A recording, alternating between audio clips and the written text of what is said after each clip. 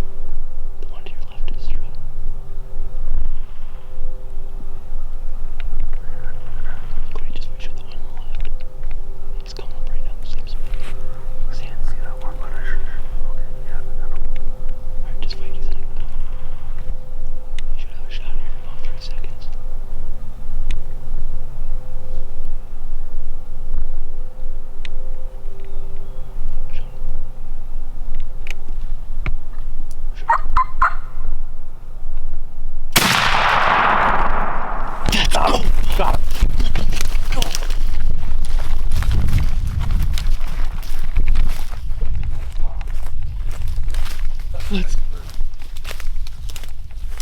Let's go. Oh, baby.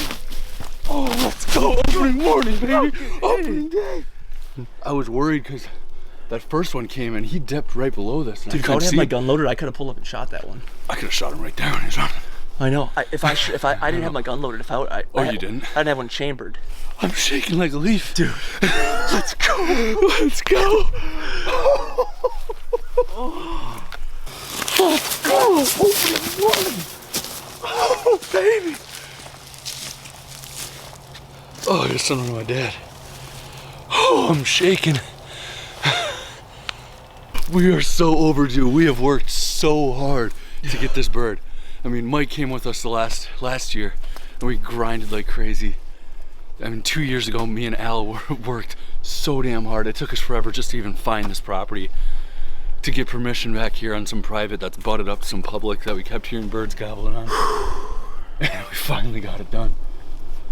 Oh man. Yeah. We heard a lot of gobbling this morning. We didn't come in real early because we were waiting for him to come off a roost. And we didn't want to come in here spooking anything. So we just sat at the truck and we heard birds gobbling back here, but not crazy. We heard a ton behind us on some other private that we don't have permission for. But we came back here and never heard these birds and we just kept moving back. We're like, oh, we'll just keep trying to drum something up. All of a sudden we hear a gobble. A little ways off, probably 200 yards away. And we decided, okay, let's get set up because they were responding to calling and stuff like that. So like, could be a good sign. So we set up and all of a sudden Mike says he sees him coming down the hill. I mean, I'm sure we got footage of it, but coming down the hill. Yeah, so they were coming down this little dike. There's a dike right here. And we heard them across the dike. So we got set up and we were gonna set up right over here, like right in front here. And we realized that if they fly over, they're gonna be right in our face.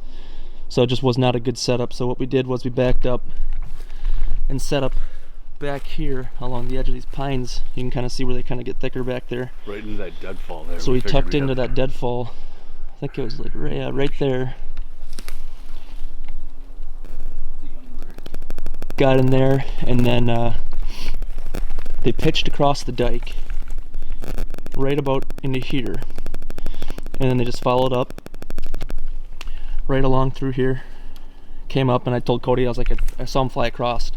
So I told him they were coming, get ready, he got his gun up, and I was kind of just telling him where they were coming, and then he finally got eyes on them.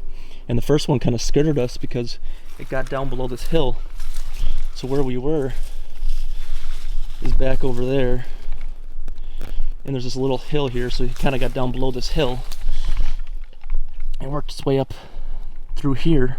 So we kind of lost the first one, but the second one was strutting this one, and he came through, and I told Cody to let the first one go because I couldn't really see him with the camera anyways. But look at this bird. What a pretty bird. Yeah, he's pretty young. His spurs are pretty short. Not a huge beard. I mean, he's not a monster tom, but he's heavy though. Yeah, that's a heavy. Yeah, he's got some good weight. I mean, he's a good 18, 20 pounds. Oh, what a hunt, man. His fan is in perfect condition. We went from just absolutely excited when we got here. Yeah. We heard gobbles, and obviously first morning you're fired up. I know.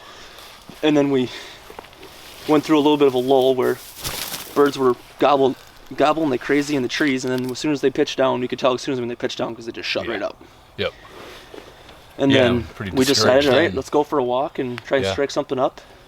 Yeah, kind of came to the other edge of the property, struck these two up, heard them gobbling across the dike, and yeah, we were worried because there's a big dike in the way, and apparently these guys didn't bother them at all. They one thing on their mind. I bet you these are the birds we heard gobbling when we pulled up and we said, remember that when we were like, oh, there's birds that way? Yep. They just never gobbled until like just now. They just shut up. Yeah. They could have been the same two that we heard early this morning. We heard the two that were up over here because this is about the same spot. So they were hanging out. There's like kind of a subdivision over there with houses, and I bet you they're roosted somewhere over there. They're doing bird seed over there or something that they're feeding them. And got it done, man. I really wish I would have had I should have had a shell in my gun when I heard them coming. I don't know why I didn't put one. I just figured I wasn't going to shoot because I was like, oh, I was going to let you shoot, obviously. So. Well, and yeah, it sucks when you got to move. I mean, I just kept one chambered, but we got to get some pictures here. Oh They did not want to come in the opening. No. They did not want to come in the opening. I was scared that second one was gonna do the same thing the first one did. You could have shot that first one, but I didn't really have a good. When you stopped him, he was behind a tree. I was like, just wait for the second one because he was coming right behind him, and he looked like the bigger one because he had his. Well, yeah, he was strutting, and so that's why I was like, okay, he might be the bigger bird. But what I was worried about is the first one went off, and I was worried that the second one was gonna veer off like even more.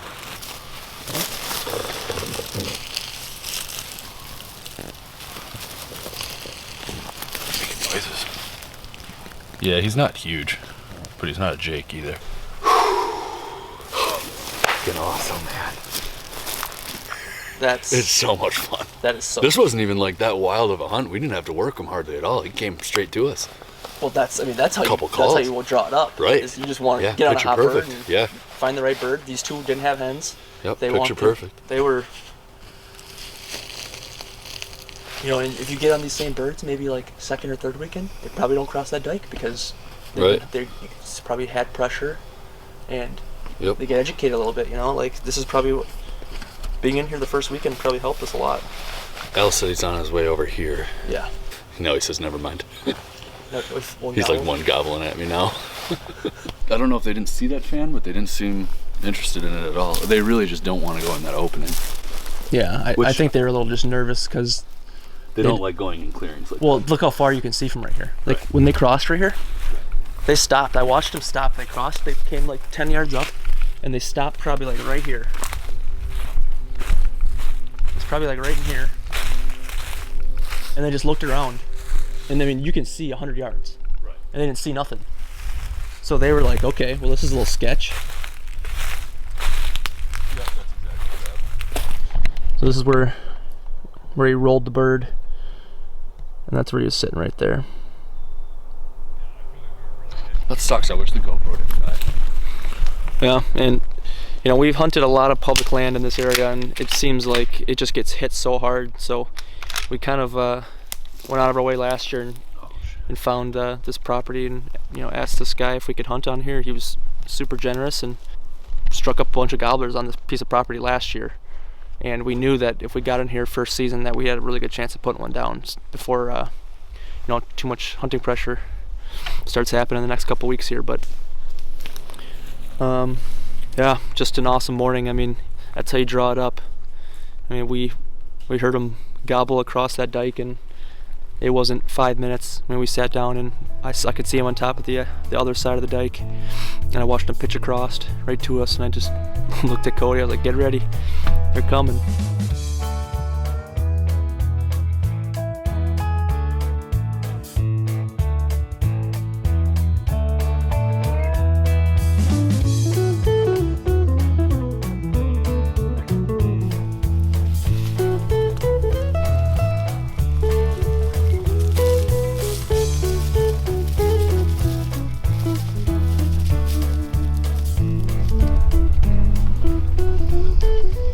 Look for you, huh? Congrats, bud. Yeah, thanks. Got one gobbling, huh? You wouldn't come in? I'm all over the place gobbling. Yeah, there were a lot of birds back there. There's a lot of birds back there. 3 or 4. I had one on the roost. Again, sorry. Literally, like any little noise, any little cluck, anything. No, these two were by themselves.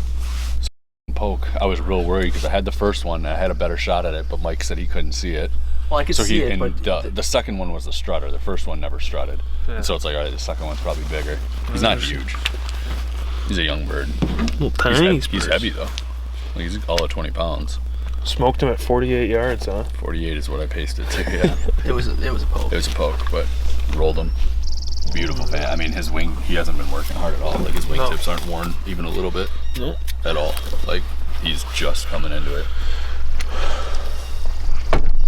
Yep. Tape measure out, gonna measure him. Long bird? He's a small bird, but He's heavy. I guess I don't have any comparison, but no, he's got nothing to compare to. He's all at 20 pounds. Bud, let's go. Let's go. You got him, honey. Come right in or what? Oh yeah, I mean I walked up and down this road, and I was walking back, and I guess it was like cold once, he